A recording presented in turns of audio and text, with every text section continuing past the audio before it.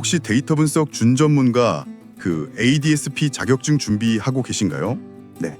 오늘 그 3과목을 한번 제대로 파헤쳐 보겠습니다. 네, 2021년부터 가장 최근 시험까지 한 5년치 정도 기출문제 동향하고요. 실제 수험생들의 문제풀이 데이터가 있는데 이게 무려 250만 건이 넘어요. 와, 250만 건이요? 네, 이건 뭐 단순한 족보가 아니고요. 시험의 흐름을 읽을 수 있는 뭐랄까 내비게이션 같은 거죠.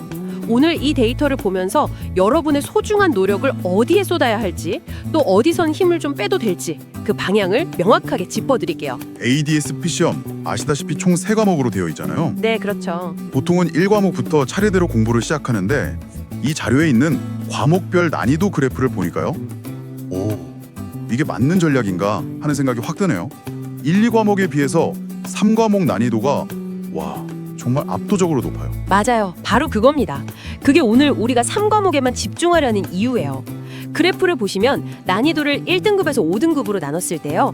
1과목, 2과목은 좀 쉬운 편인 2, 3등급의 문제들이 몰려있거든요. 네네, 보이네요. 문제 비중이 거의 뭐 절반을 훌쩍 넘어요. 특히 제일 어려운 5등급 문제 비율이 16%가 넘는데 이건 다른 과목의 2배가 넘는 수치예요.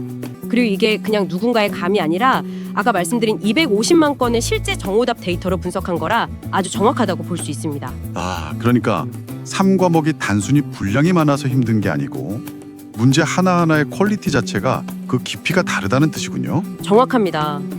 그래서 이 자료에서도 구체적인 목표 점수를 딱 제시하고 있네요. 1과목은 10문제 중에 8개, 2과목은 7개 정도 맞추고요. 제일 어려운 3과목에서는 30문제 중에 20개 이상, 그러니까 한 3분의 2 정도만 맞추는 걸 핵심 전략으로 삼으라고. 네네, 그렇게 조언하고 있죠. 합격 기준이 총점 60점에 과목별 40점 이상이잖아요. 네, 그렇죠. 1, 2과목에서 70, 80점 정도를 받아두면 3과목에서 50점대만 맞아도 총점 60점을 넘길 수 있거든요.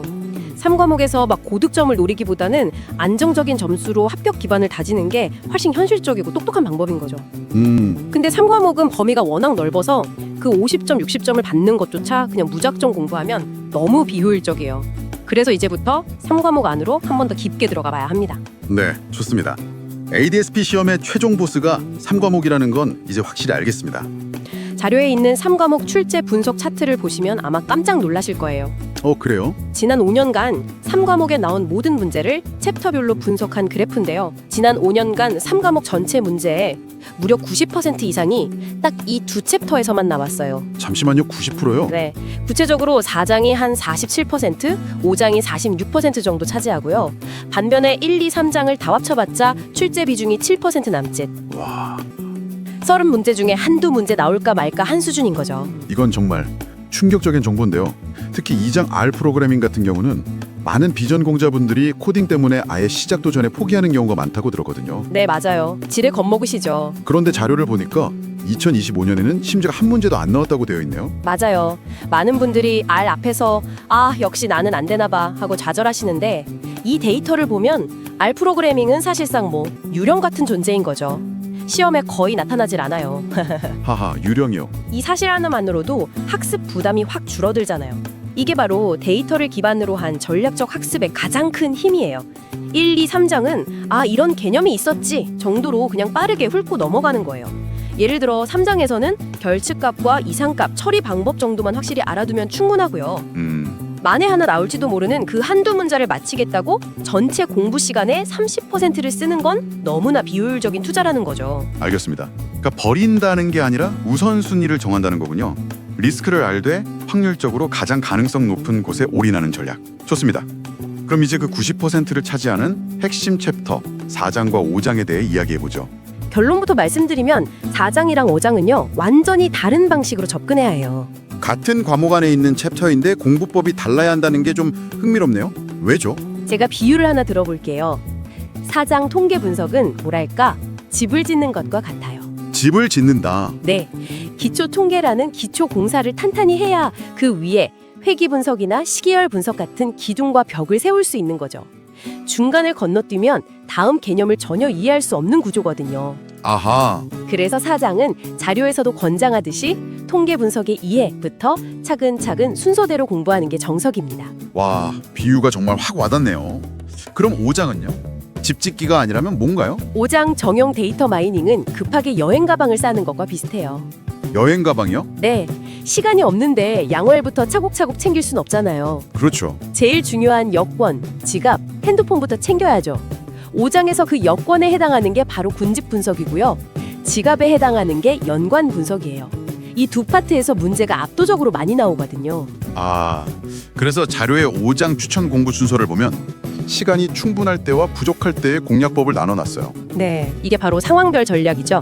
시간이 충분하다면 당연히 1절부터 순서대로 모든 개념을 차근차근 공부하는 게 가장 이상적입니다. 그렇죠. 하지만 시험에 얼마 남지 않았다면 그때는 과감하게 우선순위를 정해야 합니다.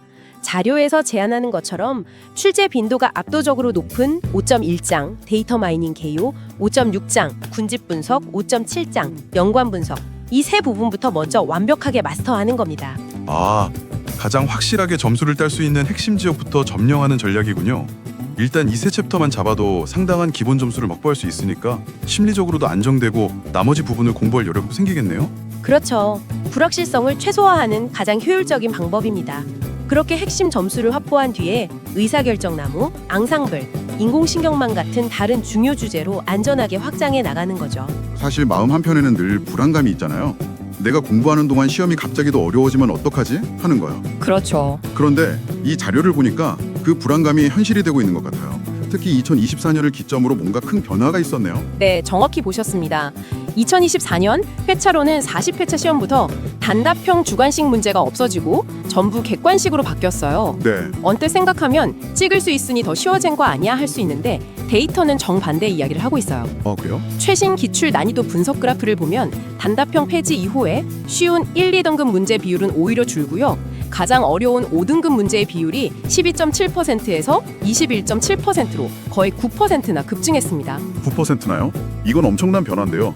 출제기관에서 의도적으로 난이도를 올리고 있다는 신호로 봐도 될까요? 네, 그렇게 해석하는 게 합리적입니다. 아마 자격증의 변별력이랑 가치를 높이려는 의도겠죠. 그래서 3과목의 평균 난이도 점수도 5점 만점에 3.4점에서 최근 3.7점까지 꾸준히 상승하고 있는 겁니다.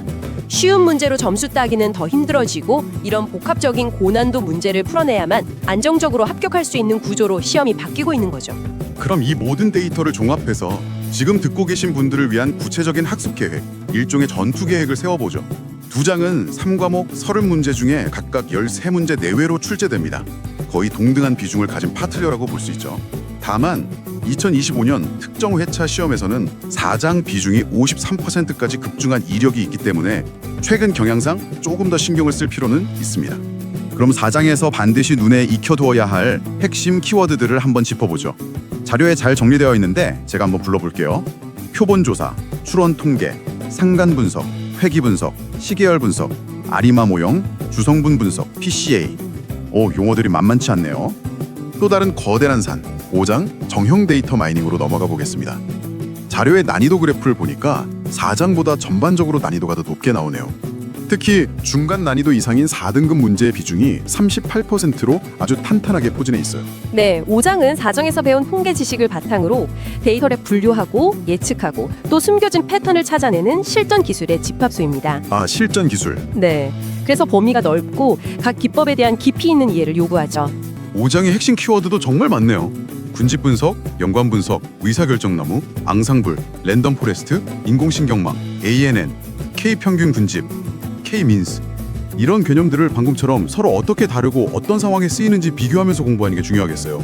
바로 그겁니다. 특히 5장은 각 알고리즘의 장단점을 비교하거나 특정 데이터 상황에 어떤 모델이 더 적합한지를 묻는 문제가 자주 나옵니다.